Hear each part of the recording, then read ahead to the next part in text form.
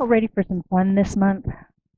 We have a fun book. It's called The Miracle Club. What could be more fun than that, right? Think we're going to create some miracles this month? Yeah. Are you ready? Are you up for that? All right, good. So how many have read The Science of Mind? Big fat textbook. We've been reading a little bit of it every day as we've gone through this year. Many of us have read it in the past. Maybe you've studied The Secret, Rhonda Byrne's work. You seen that movie or read that book? Yeah, good stuff. Well, it was based on Wallace Wattles' work from 1910 called The Science of Getting Rich. That book is available online as a free download, and you can get some really rich material out of that as well. Maybe you're an Abraham fan. Anybody heard of Esther Hicks and Abraham? Good stuff there too, right? All of this is very good information. Rising Strong, we just did that. A lot of powerful information in that book. Good, valuable material. But have we embodied it? Are we using it?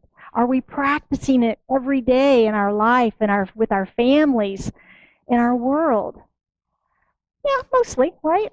Mostly. But if we really had it all down, dialed in, we'd be living the dream, wouldn't we? We'd be living the dream, the promises of metaphysics. Just think the thought, and it comes to you. Anybody had that experience? Once in a while, yeah, once in a while, but not always. Not always. So what happens? What happens if when we're not actually experiencing those promised results in metaphysics? Many of us have been in this spiritual metaphysical practice for years and years and years. And it's a practice, right? Some are just starting, just beginning, just learning what it's all about. But I think we've all had the experience that it seems like Spirit's not answering our prayers. God goes on vacation. It's hot in Arizona. I mean, maybe he's not going to hang out here this time of year, right? No, we know that's not true. So Mitch Horowitz, in our book this month, The Miracle Club, he explores the spiritual metaphysics with the whole perspective of proof. And it's the science of mind. And he answers the question, why and how does it work that thoughts become reality? Well, who's this guy, right? Who's this guy? You may not have ever even heard of him, right?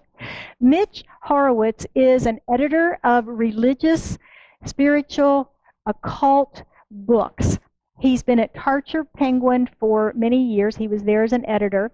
And he's written 7 books on his own. And he's a contributor to the Science of Mind magazine. He's made a study of this material, of a lot of different authors. I mean, that would be the coolest job on the planet for some of us, right? To be a metaphysical book editor. I look at my library and go, yeah, I could do that. But it's what his work has been. So he's bringing all of these different perspectives into his material. And he's written one book called The One Idea, I believe it was.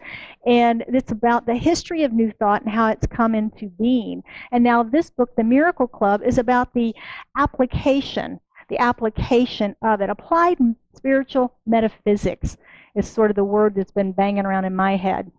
And what we recognize is that our thoughts are causative, and then we use this knowledge to move beyond the physical realm to create our lives. Have you ever heard that? Thoughts are causative, and we can create our lives accordingly. Sounds pretty simple, doesn't it? Yeah, pretty simple stuff. This month we're going to look at what Mitch says it takes to experience this richer life that is promised by metaphysics. And we're going to explore and experiment. That's the fun part, right? We're going to experiment as a community with applying these promises of spiritual metaphysics. Mitch says that in his purpose statement, the very first 2 pages of the book, he says, does it work? Does it work? And his answer is yes. Mind metaphysics works. It's a philosophy of results. Would you agree? Philosophy of results. Yeah. Now, when most of us discovered the science of mind, remember those first heady days when you walked in and you were so excited because it made so much sense? and then you discovered that you could manifest things in your life, princess palaces and parking spots, things like that were happening, and you were so excited. And it seems that in life, there's this low level of things of desire. Imagine you got a bucket full of money today. There's probably stuff that you would go, okay, I take care of this, this, this, and this. And then there's this feeling of, okay, everything else is okay. Everything else is okay. It's that immediate need, that hierarchy kind of need that we have. And we take care of those manifestations in the beginning days of learning how to use these principles and practices. But then as we move along, we slow down that enthusiasm a little bit, that excitement, that expectation, that interest. And we also don't have quite as many things we need to create in our life. Yeah, I'll get to that. I'm okay right now. I'll get to that. But then that one big thing, anybody have that one big thing in your life that you just can't quite seem to manifest? I call it the flat tire. 3 out of 4 things are going great in life, but then there's that fourth that you just can't get a hold of. Maybe it's body, maybe it's illness, maybe it's career, maybe it's money, maybe it's relationship. It's one thing, right, that we seem to not quite get into alignment, get everything going in the same direction. So maybe we decide to work on that one. And we start working on that one, and then it's still not manifesting. It's still not manifesting. Why is it not manifesting? Why is it not manifesting? This stuff doesn't work. Stuff doesn't work. And then we start searching for something else. Start searching for something else. What's the next new shiny thing that's going to fix this problem for me, right? We've all been there. We've all been there. We've all done it. A lot of modern metaphysics has become focused on manifesting things, the princes, the palaces, and the parking spaces. But when we do go deeper into this teaching, we go beyond those surface ideas, we go deeper into it. So we begin to let go of the idea of the get-rich-quick scheme. Because it's not. Ernest says very clearly in the Science of Mind is a scheme. Have books on do this practice and you're going to manifest all this money, right? And then we also have the idea of the Santa God. Many descriptions of the divine sound like the descriptions of Santa Claus. Well, if you're good, Santa will bring you the toys. If you're not good, you know what happens, right? It's almost like a Santa God. So we can let go of those two ideas and begin to find the threads in all metaphysical spiritual teachings. From the teaching of the Bible, did you know it's a metaphysical book? It's been misinterpreted for centuries, but it's a metaphysical book. It really is. When you begin to go beneath the surface of it, get out of the literal interpretations that we've made up to try and understand it, and get into those metaphysical. The Science of Mind, Neville Goddard's powerful, powerful work, the work of Unity and the Fillmores, and today Deepak Chopra and some of the modern day authors that are coming forward with deeper, broader views of what metaphysics is. They all suggest that life is thought. That's a hard concept to really get our minds around. It's much like the idea that God is all there is and it lives within me and I'm within that. Until we can get it intellectually, but until we can embody this, it doesn't have as rich of a meaning to us. So this is the practice of metaphysics, is going deeper into it beyond the surface of the words. Mitch defines metaphysical as, this is big, okay, hang on, the existence of extra-physical influences that accompany and complement cognitive and motor acts. He believes that thinking in a directed, highly focused, and emotively charged manner expands our capacity to perceive and concretize events and relates us to a non-tactile field of existence that surpasses ordinarily perceived boundaries of time and thought. Got it? Sounds like an editor who has condensed Science of Mind, Neville Goddard, Think and Grow Rich, all of those books. But those authors have boiled this down to a very simple teaching. Science of Mind says that our emotions are the fuel of our prayers. Our emotions, our belief. Do you believe what you're praying about? The bigger the belief, the faster the manifestation. Deepak Chopra, quantum physicist, they're telling us that there's a field of infinite possibilities in which we live. Science of Mind tells us that we live, move, and have our being in the divine.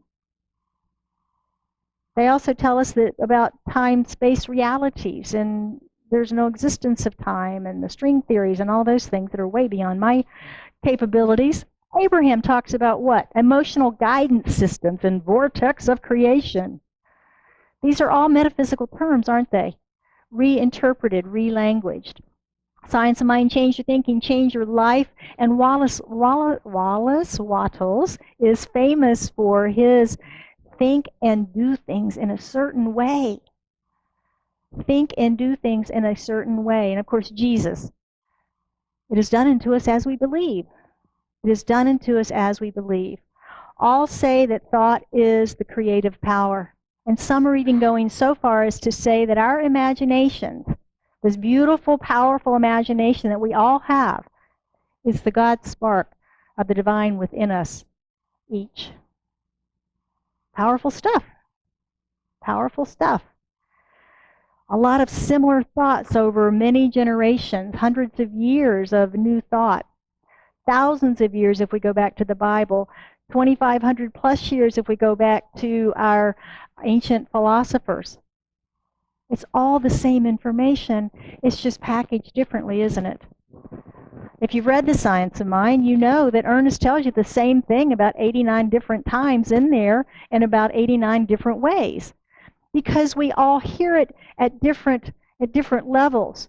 Now, you all may know this, but it came to me this morning in my meditation as I'm sitting and thinking about the mirror effect of life. It's not that every experience out there is a mirror of me.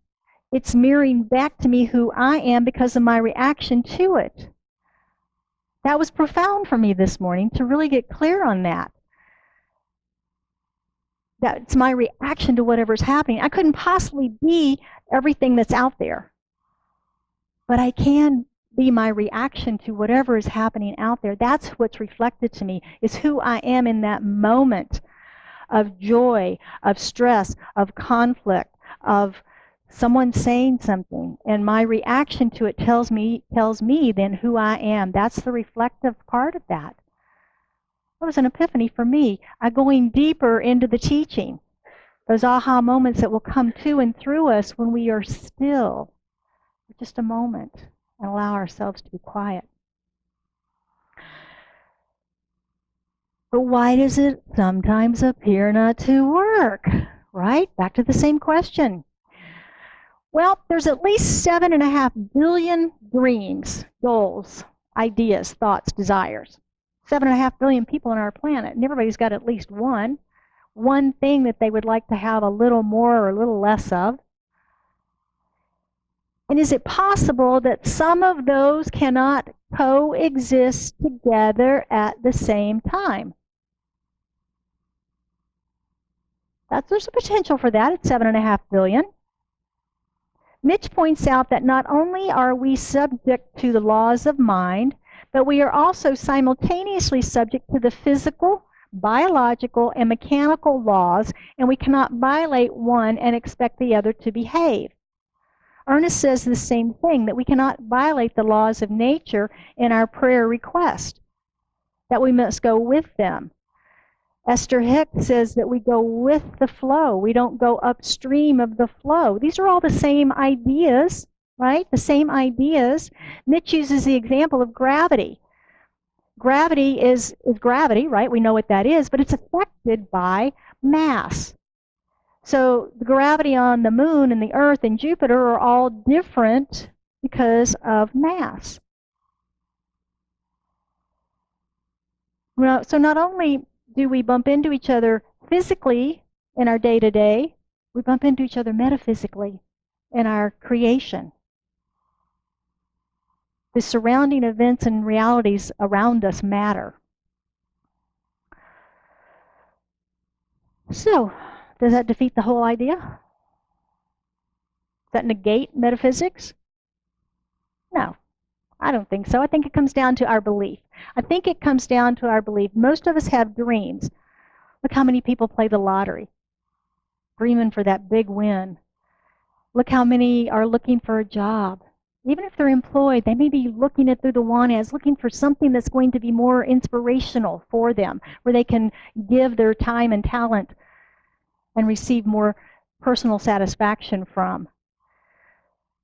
Our medical system is overwhelmed by illness and disease, people looking for solutions. And there's, according to the World Wide Web, over 1,500 dating apps out there and 40 million users in America today. So these are indications that we're searching for all of these things outside of ourselves to pull them to us from the outside. But yet we teach that successful living comes from the inside out. So I believe in infinite possibilities. I met my husband not through an app, but through serendipity. We both call it a God thing. Shouldn't have happened. Shouldn't have happened. But it did. Now, it's not that it was overnight instantaneous. I'd been doing my work. I'd been single for a long time. But it happened. It happened when the belief was there. And we've all experienced miracles, and that was probably a miracle that we met and the way that we met. Mitch defines a miracle as a circumstance or event that surpasses all conventional or natural expectation. Now, in the science of mind, sometimes we say there are no miracles. It's just creation. Well, and that's true, too. But I like this definition. A circumstance or event that surpasses conventional or natural expectations. So I want to move into another topic real quickly this morning that is in the book, and it's about money and prosperity, abundance, whatever you call it. But Mitch calls it money. So we're going to talk about money just a little bit.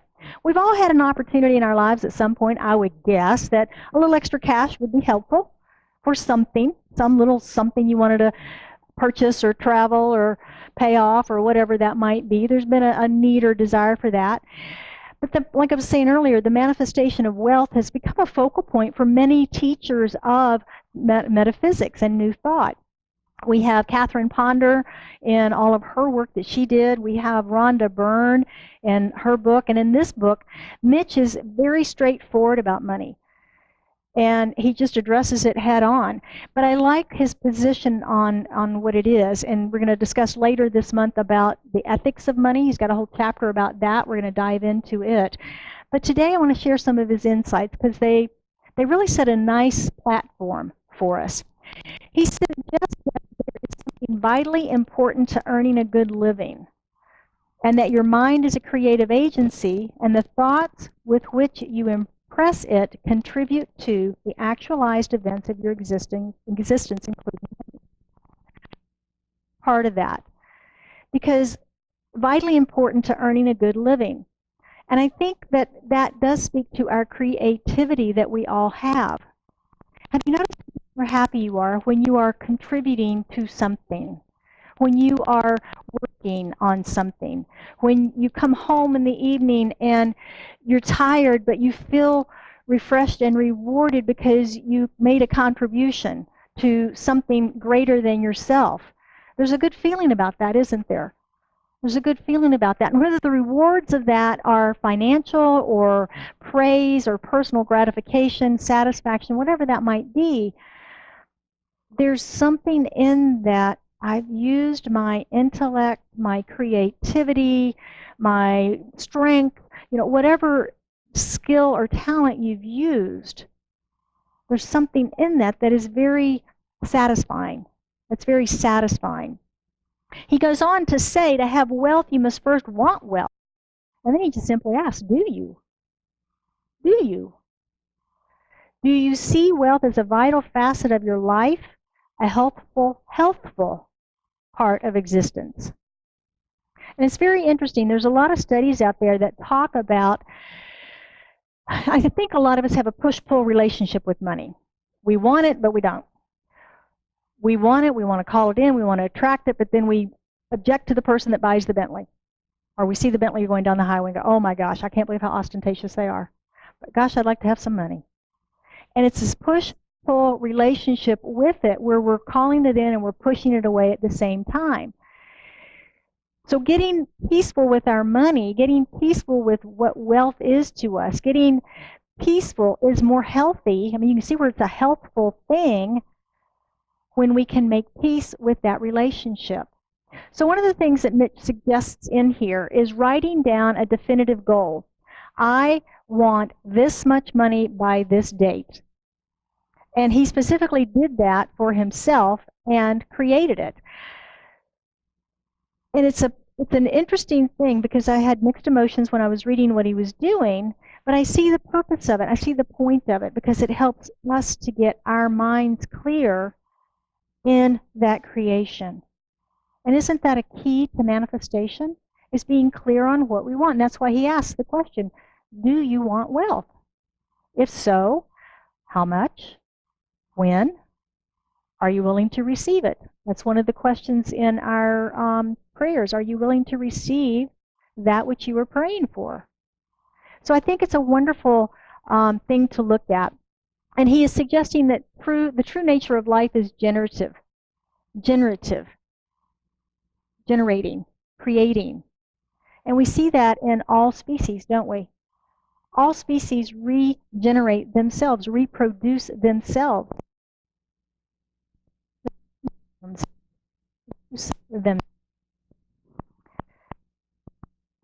Humans are the leading edge of evolution and creation. We are the leading edge of that. We're the highest form of intelligence, up for debate sometimes, but we are that leading edge through which spirit is expressing the new technology, the new artistic endeavors, the new ideas for solutions to old problems, healings, whatever that might be. We are the leading edge through which that comes. We're the leading edge of evolution. So it seems that money is part of our human condition. I mean, can we agree on that? It's kind of hard to live in America without some money. Would you agree? Yeah, it is part of our human condition. And when we can make peace with money as a spiritual idea, would that feel better? It's all God. So is my money. So is my wealth. So is the manifestation and the creation of it. Because I can circulate it. I can keep it moving and flowing and participate in that law of circulation. So I like Mitch's approach to it in this book, and we're going to explore it some more as we go through it.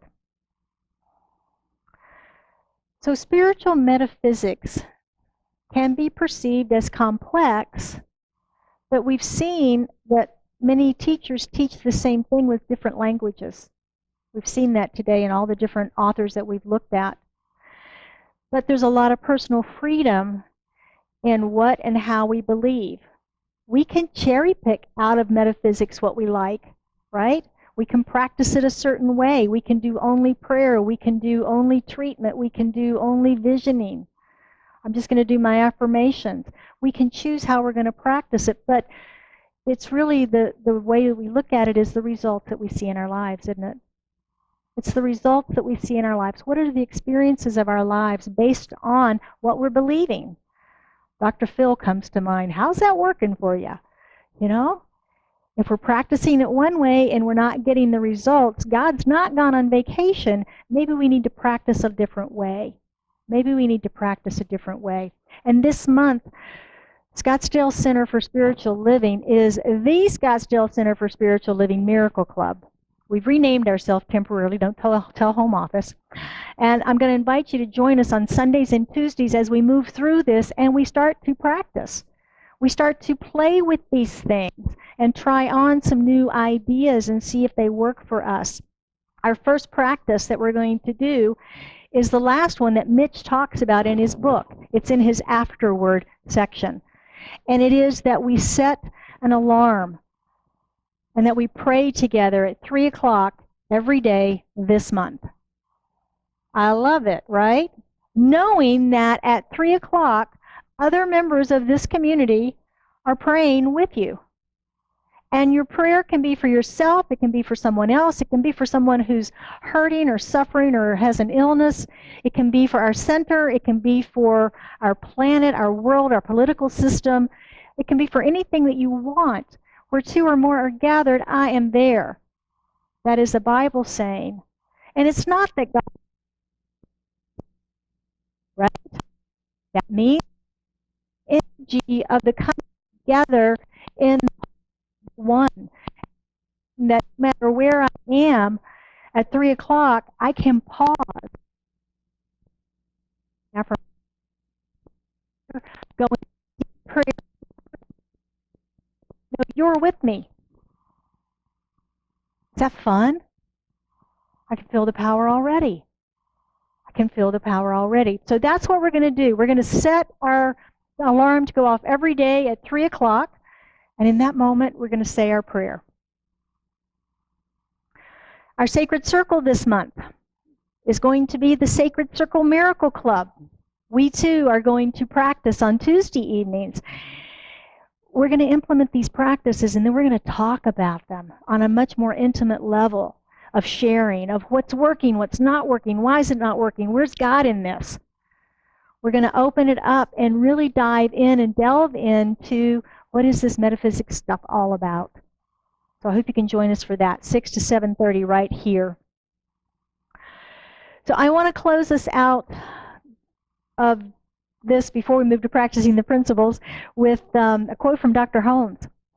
He says, what the world needs now is a spiritual conviction followed by spiritual experience. I would rather see a student of this science prove its principle than to have them repeat all of the words of wisdom that have ever been uttered. It is far easier to teach the truth than it is to practice it. So we are going to practice, my friends. So we are going to practice and see if we can prove the principles. So looking at practicing our principles and how we might apply it this week. Number one is thoughts are causative. We know this. We know this.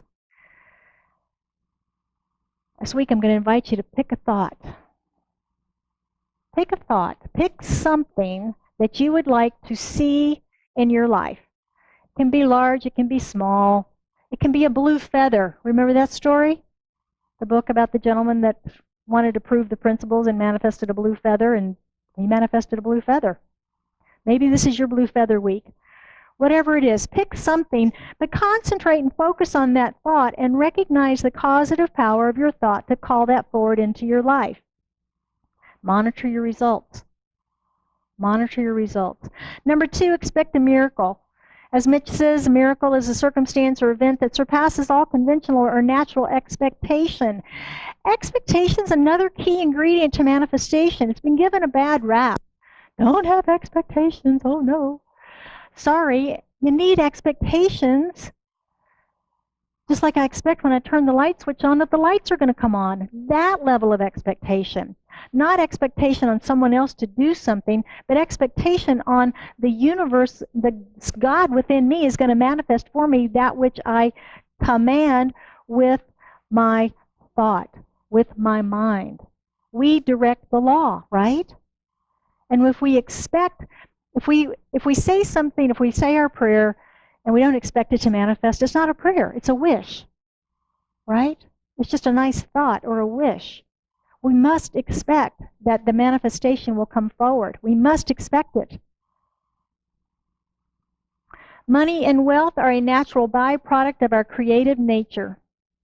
We should not expect to employ our creativity for no reward. How about that?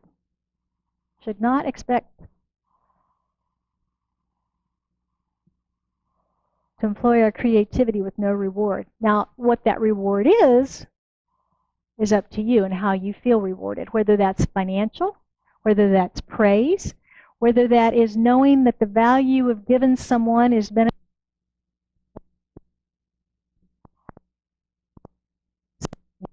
Paid for value or earned, is that what it goes? Paid for value received. And I don't think that's necessarily true anymore. Wallace Waddell says you must give every person more in value. You must give every person more in value than he gives you in cash. That's a wealth principle. That is a spiritual wealth principle. If you think about our Science of Mind textbook, it's about this big, a lot of pages, right? It's $20. Is there more value in that than $20? If we practice those principles, there's millions of dollars worth of value in that book. More value than the cash exchanged for it. And if we have that perspective in our lives, that's a wealth principle that will come back with the law of circulation, right? Yeah. So we begin our month as the Scottsdale Center for Spiritual Living Miracle Club. And I hope you will join us all month here on Sundays to go through this. Buy the book, go home, take it, and read with us. And then come on Tuesday evenings from 6 to 7:30 as we go even deeper, more deeply into this material. I'll close today now with a quote from Ernest Holmes. And he says, miracles are natural. Every manifestation of faith through prayer, every wonder and sign which has followed the devotional life has been an inevitable result of some hidden cause set in motion by the life principle. Every longing and yearning we have ever had, every secret desire of our soul, and every constructive ambition we have had is but a whispering of this power, assuring us that we are one with it, that we are a manifestation of it, that we are a center in it. So let's move into this power of prayer this morning. Would you join me in an affirmative prayer? How good it is that we can come together in this exploration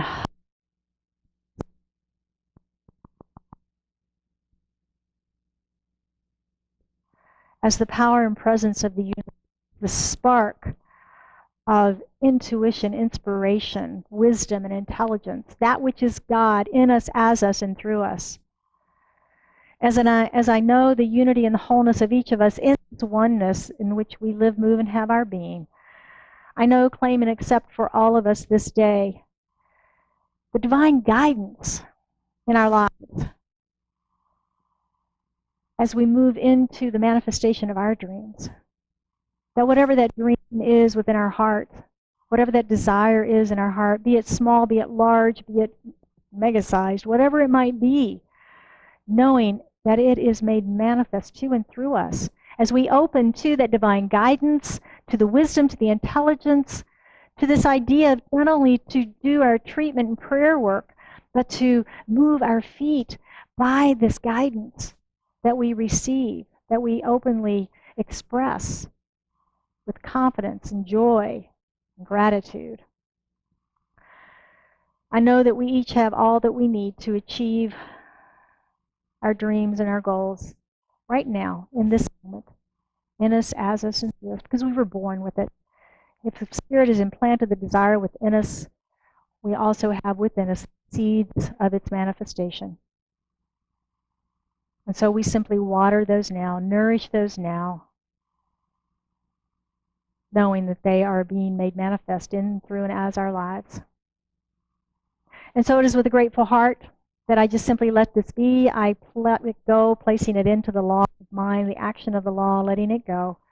And we affirm together by saying, and so it is.